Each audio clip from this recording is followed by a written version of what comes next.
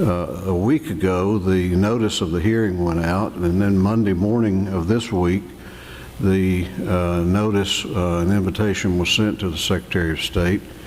We received last night a written communication that the Secretary of State's office had refused to participate in that hearing. And I am completely shocked. I'm disappointed.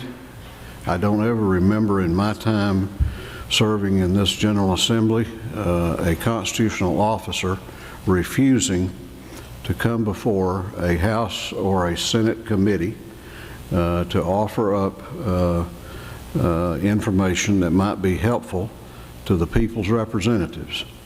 The people of Georgia are really they are wanting answers out of their representatives. And I speak today for 179 representatives who I think are entitled to have had that type of question and answer period with the Secretary of State.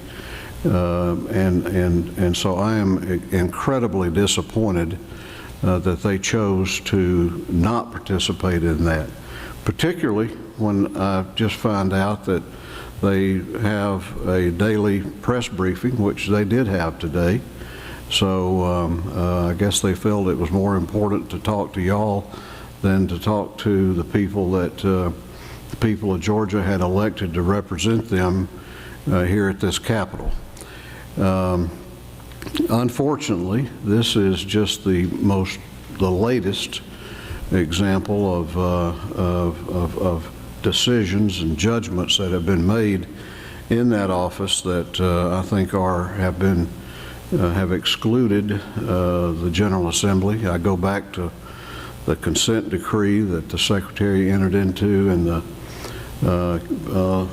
legal case back in March. I go back during that same time period to his decision to undertake the universal application for absentee ballot program, where he mailed one to every single registered voter in the state of Georgia, again without input or approval by this General Assembly. And so today we have yet another example of this, of a constitutional officer who has chosen to be on his own and to disregard input from the people who he looks to for his budget and to consider legislative changes to his office. As a result of that, I have had occasion to reflect, and this doesn't come quickly, but I thought today was a good opportunity to talk about this publicly.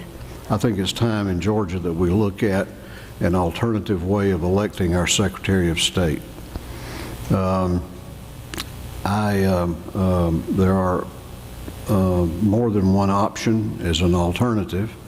Frankly, I like the option of having the General Assembly elect that individual for a set term. This is the model that the state of Tennessee uses. I've talked with the Tennessee Secretary of State today, and it is working well up there and has worked well up there for a long period of time. And he volunteered to me that it really builds into the process a feeling on the part of he and his office that they are accountable to and answer to the General Assembly, because they know that we're accountable to the people of that send us here. So at the end of the process of this committee hearing, I'm going to ask Chairman Blackman to take that up with his committee, and I'm dead serious about this, and so we can consider next session a constitutional amendment that would provide for the election of the Secretary of State of Georgia by the General Assembly, and not in the fashion that it has been done for a long period of time. I think it's the only way to right this ship I don't do this lightly. I don't do this disrespectfully to the incumbent, who I have high personal regard for, but I do it because we have a job to do as members of the House and members of the Senate.